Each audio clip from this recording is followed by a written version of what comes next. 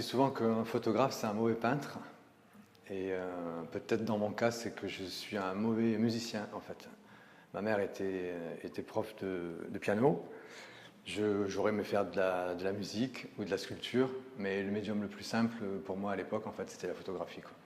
Je pense que c'est surtout grâce au le poids des mots, le choc des photos du Paris Match, en fait, à l'époque.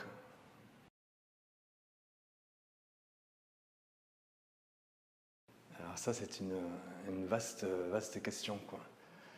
Ben, c'est peindre avec la lumière, hein, par définition, sa définition sémantique, je pense que c'est peindre avec la lumière. Euh,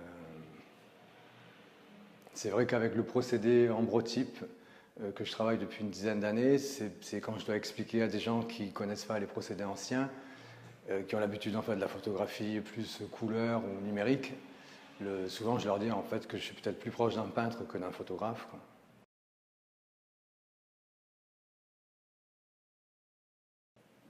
Pourquoi le noir et blanc, quoi?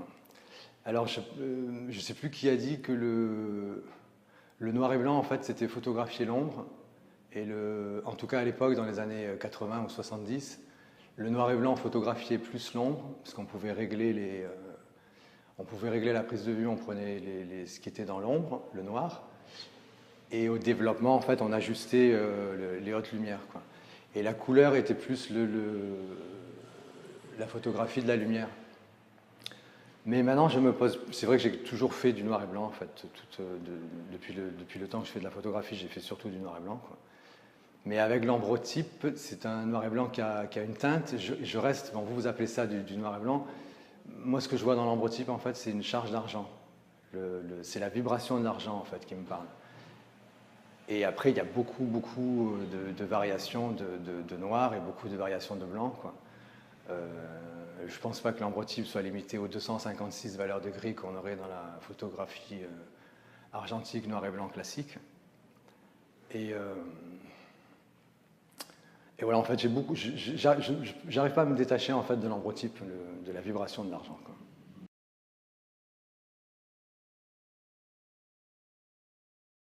À source d'inspiration, elle est très vaste en fait. Elle est très vaste. Ce serait beaucoup la peinture. Enfin, je prends ma source d'inspiration, elle est globale en fait, hein. Je prends l'inspiration partout. Personnellement, je collectionne et j'ai une grande admiration où j'ai beaucoup d'intérêt dans l'art brut. Donc j'ai peut-être plus de sources d'inspiration du côté peinture que du côté photographie.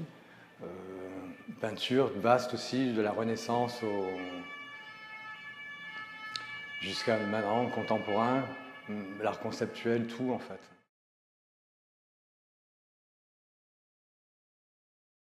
Bah, on va dire, je pense la réponse, ce serait celle qu'on n'a pas faite, toujours pareil quoi en fait.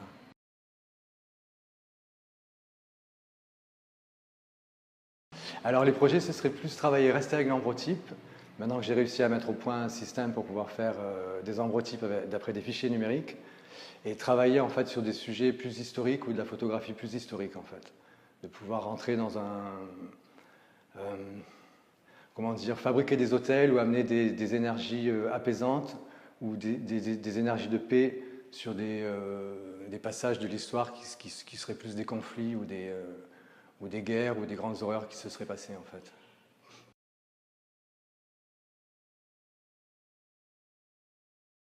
Ben, je le salue, je lui dis bonjour et je dirais qu'il a fait quand même un sacré boulot parce que la nature dans toute sa grandeur est quand même assez incroyable, quoi.